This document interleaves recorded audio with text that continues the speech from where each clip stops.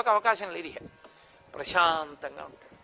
ఇప్పుడు ప్రశాంతంగా ఉన్న దాని మీద మనసుని దక్షిణామూర్తి వైపుకి తిప్పారనుకోండి, ఎదురుగుండా ఉన్న మూర్తి వంక చూశారనుకోండి, ఆయన వీరాసనం, ఆయన కాలు మీద కాలు పెట్టుకున్న తీరు, ఆయన పట్టినటువంటి ముద్రలు, ఆయన చెవులు, ఆభరణాలు, చిన్న చిరునవ్వు, ఆ ప్రశాంతత, దాని వంక మీరు అలా చూస్తున్నారనుకోండి, మీకు తెలియకుండానే మీ మనస్సు ఎంతో ప్రశాంతపడుతుంది. అంత ప్రశాంత పడగానే మీ రక్తం యొక్క వేగం నియంత్రింపబడుతుంది, హృదయ స్పందనం నియంత్రింపబడుతుంది, ఎన్నో అనారోగ్యాలు తగ్గుతాయి. లోపల ప్రశాంతపడి పైకొచ్చారు కాబట్టి మంచి ఆలోచనలు వస్తాయి. అందుకే సమస్త కటాక్షములకు ఆలవాలమేది అంటే దక్షిణామూర్తియే.